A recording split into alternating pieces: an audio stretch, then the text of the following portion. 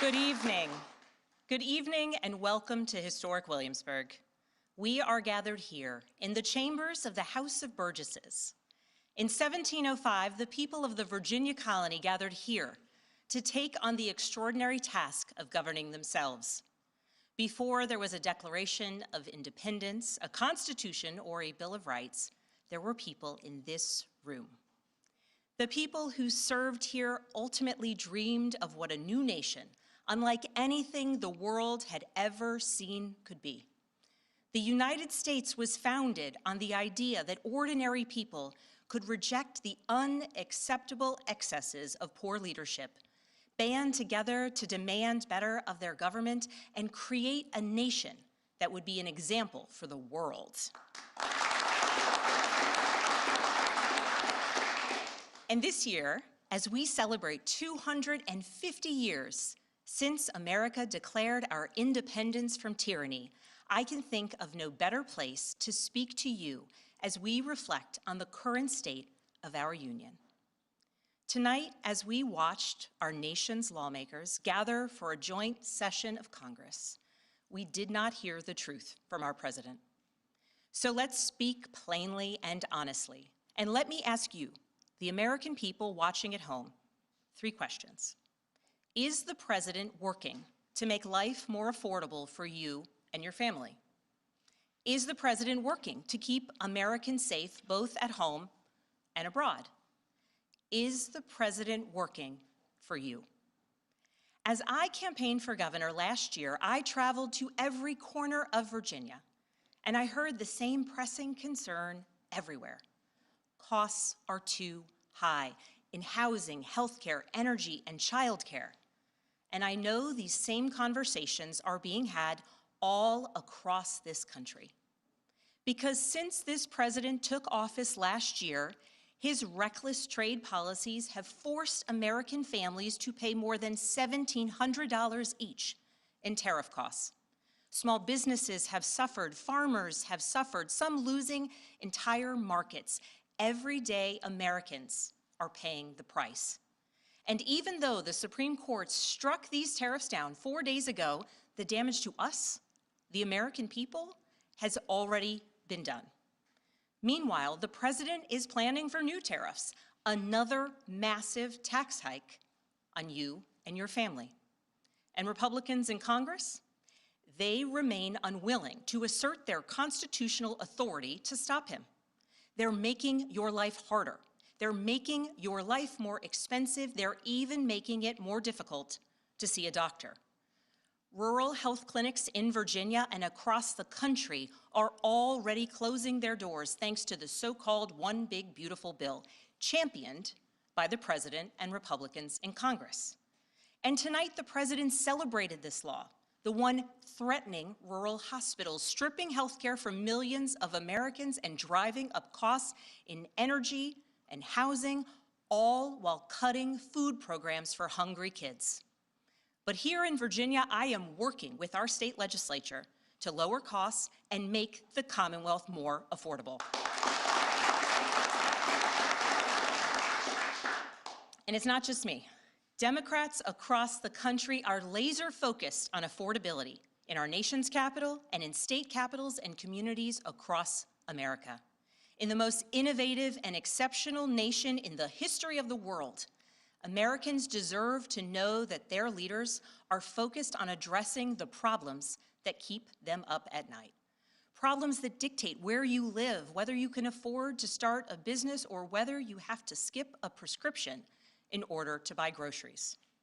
So I'll ask again, is the president working to make life more affordable for you and your family?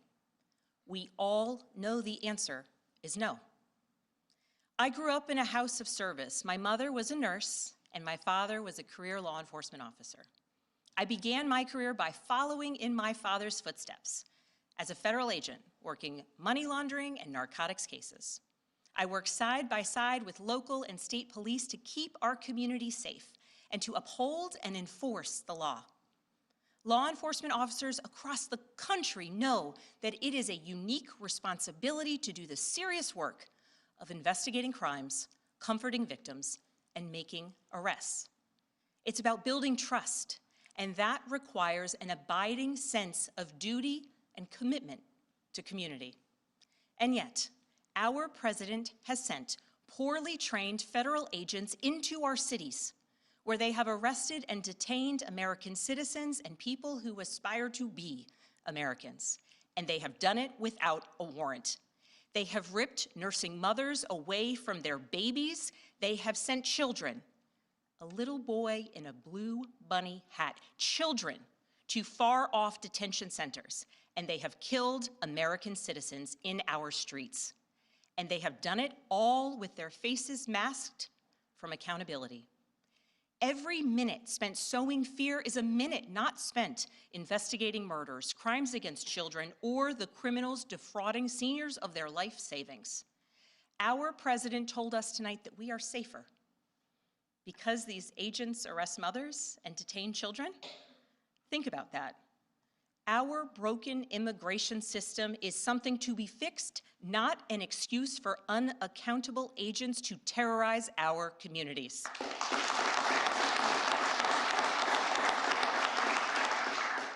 After working in law enforcement, I continued my career of service as a CIA officer, working undercover to protect the United States and our allies from global threats, terrorism, nuclear weapons, and the aggression of adversarial nations around the globe.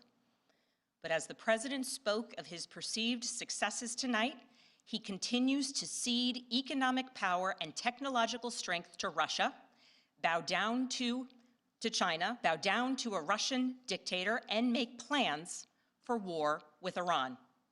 Here's the truth. Over the last year, through DOGE, mass firings, and the appointment of deeply unserious people to our nation's most serious positions, our president has endangered the long and storied history of the United States of America being a force for good.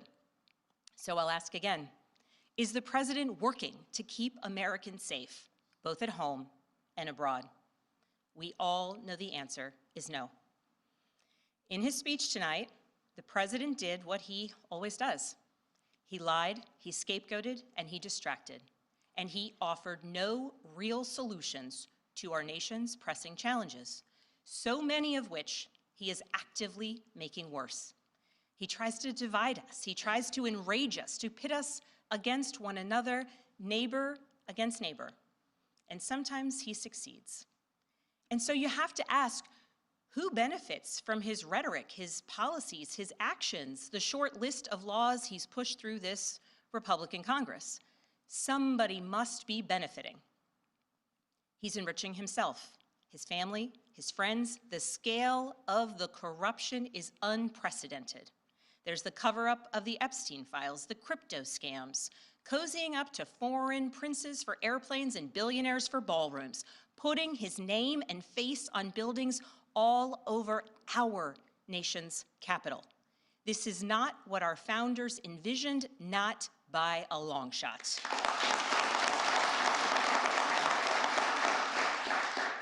So I'll ask again, is the president working for you? We all know the answer is no. But here's the special thing about America. On our 250th anniversary, we know better than any nation what is possible when ordinary citizens, like those who once dreamed right here in this room, reject the unacceptable and demand more of their government.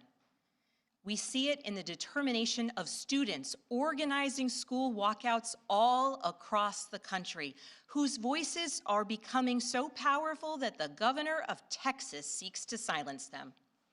We see it in the bravery of Americans in Minnesota standing up for their communities, from peacefully protesting in sub-zero temperatures to carpooling children to school so that their immigrant parents are not ripped away from them in the parking lot. As a mother of 3 school-aged daughters, I am inspired by their bravery, but I am sickened that it is necessary. And Americans across the country are taking action.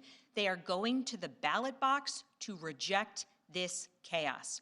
With their votes, they are writing a new story, a more hopeful story. In November, I won my election by 15 points.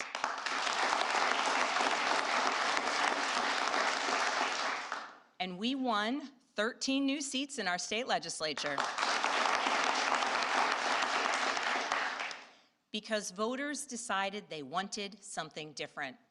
Our campaign earned votes from Democrats, Republicans, independents, and everyone in between. Because they knew as citizens they could demand more, that they could vote for what they believe matters, and that they didn't need to be constrained by a party or political affiliation. This is happening across the country. New Jersey elected Mikey Sherrill as governor in a double-digit victory. Democrats flipped state legislative seats in places like Georgia, Iowa, Mississippi, and Texas. The list goes on and on. Ordinary Americans are stepping up to run in the spirit of our forefathers. They are running to demand more and to do more for their neighbors and communities. I know this story well. I first ran for office in 2018 alongside dozens of other Democrats who did the seemingly impossible, flipping 41 seats in Congress. In my case, I was the first Democrat elected in 50 years, swinging our district 17 points. Those who are stepping up now to run will win in November because Americans, you at home, know you can demand more and that we are working to lower costs. We are working to keep our communities and our country safe, and we are working for you.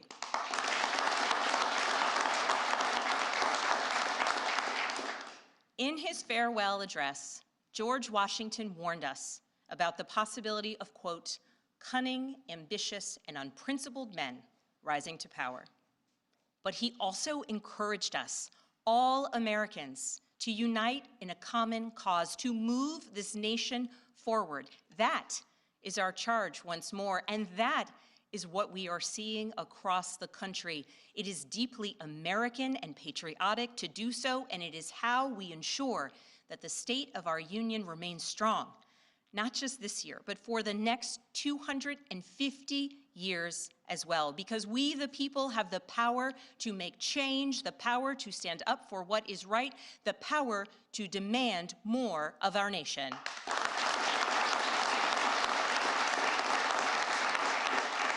May God bless the Commonwealth of Virginia, and may God bless the United States of America.